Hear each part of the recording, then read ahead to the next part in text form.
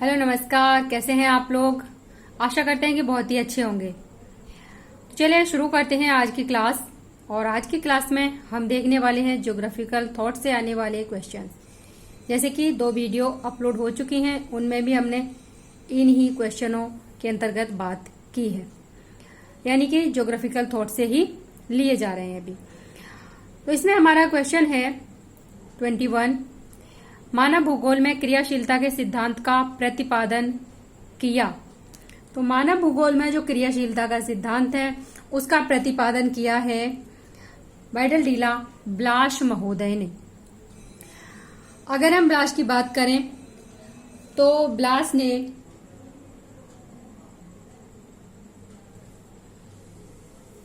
संभववाद का समर्थन किया है और जीन ब्रून्स ने भी संभववाद का समर्थन किया है।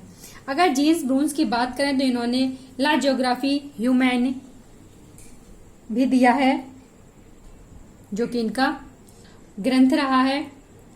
और इसके बाद अगर हम ब्लास की बात करें तो प्रॉब्लम्स दी ज्योग्राफी ह्यूमैनी ब्लास महोदय का ही ग्रंथ है।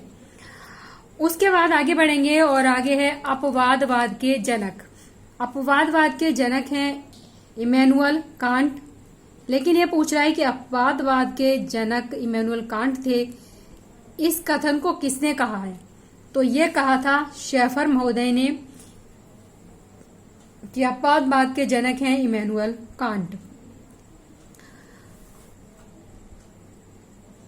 उसके बाद आगे बढ़ें तो हम देख रहे हैं कि विश्व के कृषि प्रदेशों का सर्वमान्य वर्गीकरण प्रस्तुत किया था। मोस्ट इंपोर्टेंट क्वेश्चन है और ये क्वेश्चन अक्सर एग्जाम में देखे जाते हैं। डी हिटलसी महोदय ने कृषि प्रदेशों का वर्गीकरण प्रस्तुत किया था। इसके अलावा यदि देखें तो हिटलसी महोदय ने दी अर्थ एंड दी स्टेट भी प्रस्तुत किया है।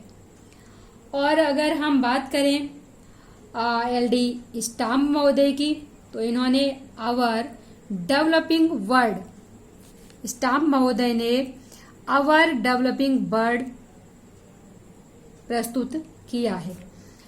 नेक्स्ट हम देखें रुको और जाओ निश्चयवाद की संकल्पना को किसने प्रस्तुत किया।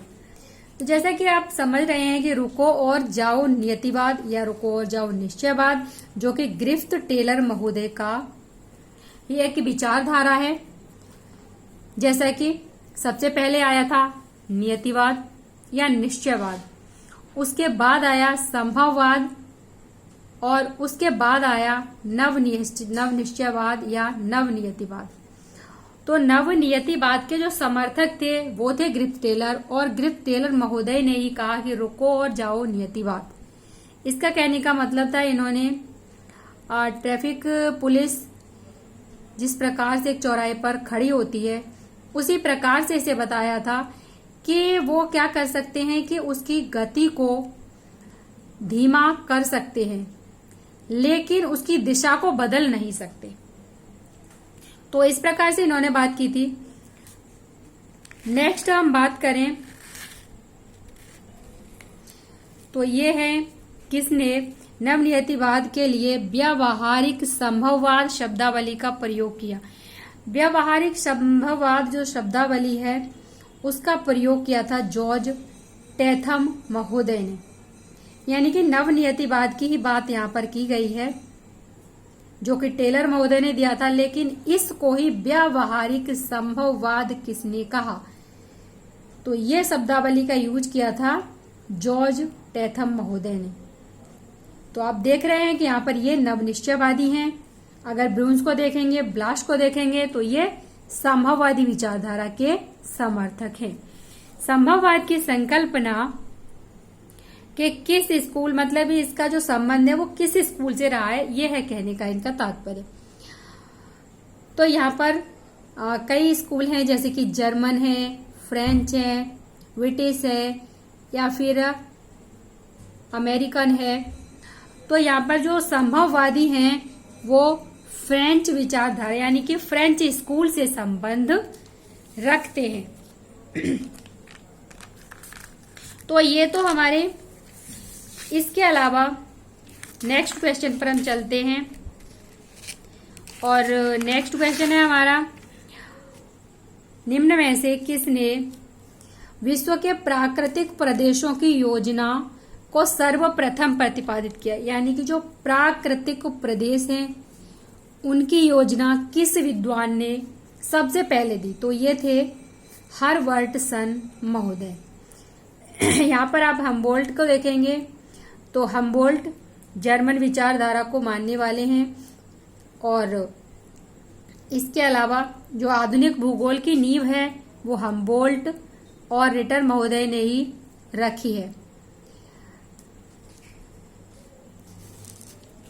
और उसके अलावा आगे बढ़ें तो ज्योग्राफी ऑफ मॉडर्न सिंथेसिस के लेखक कौन हैं?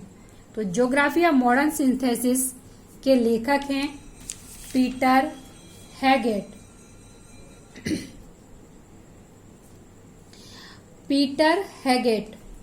और इसके अलावा इसमें हम देखें तो स्मिथ महोदय हैं जो कि ह्यूमन ज्योग्राफी अ वेलफेयर अप्रोच, ह्यूमन ज्योग्राफी अ वेलफेयर अप्रोच, जो कि अभी टीजीटी में ये क्वेश्चन आया भी था, डीएम स्मिथ हैं।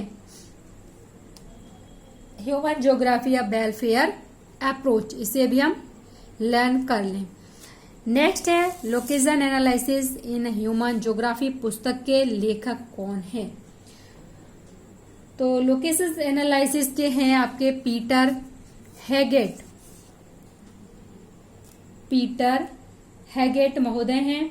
और उसके बाद आगे बढ़े, भूगोल को मानव पारिस्थितिकी के रूप में परिभाषित किया था।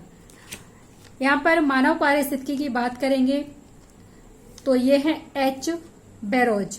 ये क्वेश्चन भी पीजीटी में पूछा गया, एच बैरोज। इसी सैंपल की बात करें तो ये इसी सैंपल निश्चयवादी विचारधारा को मानने वाली हैं। अगर हम रेड जेल की बात करें तो ये जर्मन विचारधारा से संबंधित रहे हैं। पैट्रिक गिडीज की बात करें तो ये नगरों का जो वर्गीकरण है उसमें इनका संबंध है।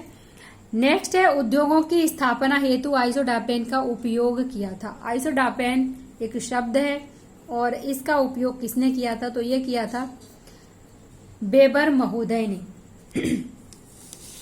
इसके अलावा संघनगर की संकल्पना को प्रतिपादित किया था। संघनगर की संकल्पना को पैट्रिक गिडीज ने ही प्रतिपादित किया था। और नेक्स्ट हम देखें तो जीन गॉटमैन है इसमें, और जीन गॉटमैन ने क्या दिया है? तो इन्होंने मेगालोपोलिस शब्द दिया है। जेनेरे द वी के प्रवर्तक थे जेनेरे द वी, ब्लास महोदय या फिर जीन ब्रून्स महोदय? तो यहाँ पर बात करें तो जेनेरे द वी है बाइडलडीला ब्लास महोदय। ब्लास महोदय जो कि संभववादी विचारधारा के समर्थक हैं, और ये जो हमारे स्कूल हैं उनमें फ्रेंच स्कूल के समर्थक रहे हैं। प्रधान नगर की संकल्पना का प्रतिपादन किया। यहाँ पर प्रधान नगर कभी कभी पूछ लेता है। लॉ ऑफ प्राइमेट सिटी, तो प्राइमेट सिटी ये है मार्क जेफरसन की। नेक्स्ट है ग्रामीण और नगरीय सांतत्य संकल्पना का प्रतिपादन किया। यानी ग्रामीण और नगरीय जो परिकल्पना थी उसका प्रतिपादन किया था आर.ई. पहल ने। तो इस प्रकार से आपने देखा, और ये अति महत्वपूर्ण प्रश्न हैं जो कि अक्सर एग्जाम में देखे जाते हैं, इसलिए आप इन्हें एक बार रिवाइज अवश्य कर लें। तो आज की क्लास में बस इतना ही। मिलते हैं नेक्स्ट क्लास में, तब तक के लिए नमस्कार, धन्यवाद, जय हिंद।